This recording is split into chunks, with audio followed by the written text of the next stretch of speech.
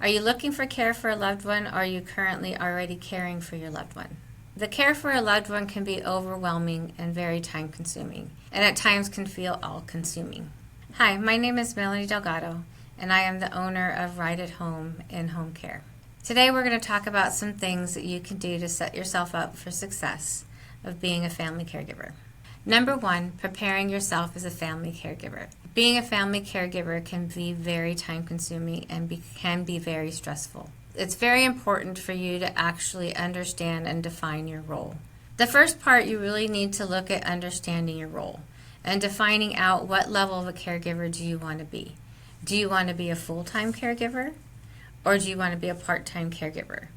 And with part-time, I mean, yes, you are helping and you're supporting, but you don't want that to be the all-consuming part of your life.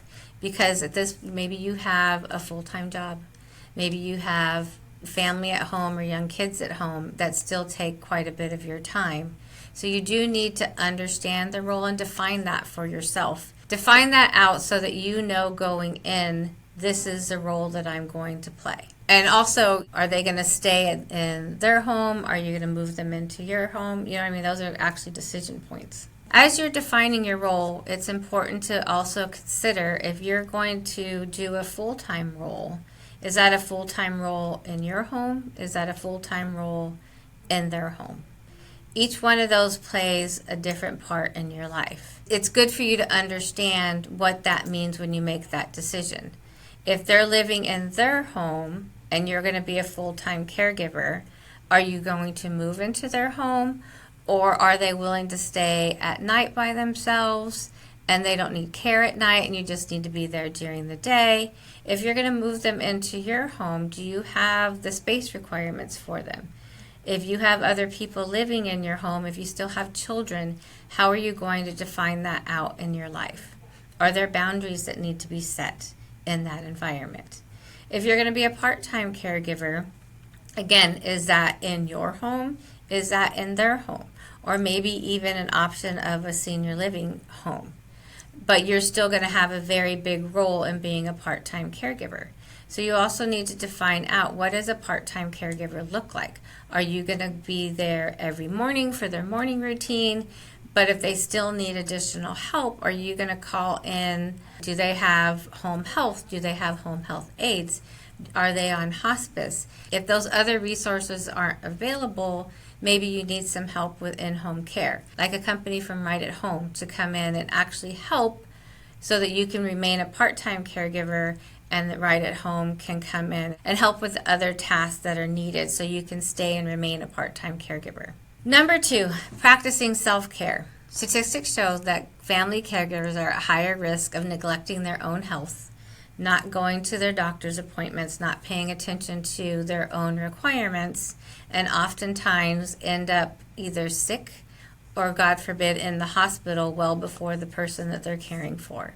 It is important to remember self-care.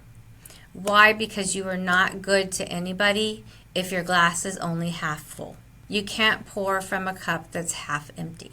You need to understand the importance of making sure that your self-care is just as important, if not more important, than the person that you are caring for. As an example, my mother-in-law lives with myself and my husband.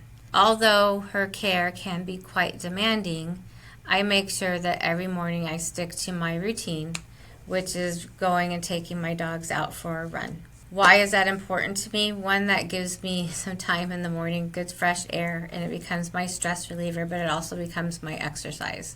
It is a point in time of which I can reset my day and get more focus and be ready for the day as we go into not only working full time, but also being her caregiver. So it's really important if you have routines like that, if you go to the gym or you have different routines that you normally have, to try to maintain those as much as possible. Number three, setting boundaries. This I find is one of the hardest topics to discuss with families that are taking care of their loved ones. Why? Because your family member is going to need care. They are going to need help, and there's no one is arguing that they do not need care. The importance here is for you to understand your capabilities. If your loved one's health has declined to where they now can no longer transfer, or they can't get out of bed safely, or they need help with a shower, are you at a point that you're capable of doing that?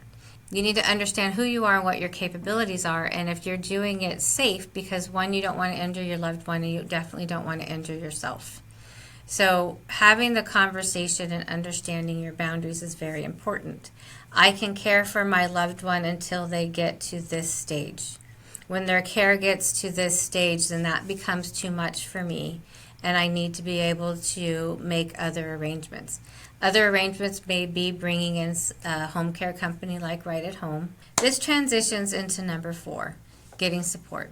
Once you know where you're at, and once you've defined if you want to be a full-time caregiver versus a part-time caregiver, and setting your boundaries with each one of those scenarios, when you get to the point that your boundaries have been reached, it is very important to understand the resources and support that's out there in the community. There are in-home care companies like Right at Home that can come in and provide some respite support. Do you just need a day off? Do you need some time to yourself? Do you need that break? Or do you need to have a home care aide come in more often? So again, back to your boundaries and your capabilities. If you are beyond, if your loved one's care is beyond the level of care you can provide safely, then bringing somebody into your home like a Right at Home caregiver, we can come in and provide that additional support that you need and your loved one needs so that you can stay safe and they can stay safe at home as well. You can look at other family members. It's very important to understand that as your parents get older, that they are going to need care. And this isn't just a responsibility of one child or one household.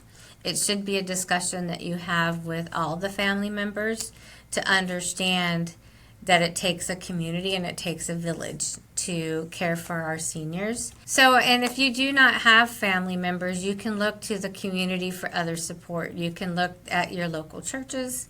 Do you belong to a church? Do you belong to other groups? There's many people that are out there that will probably be willing to help.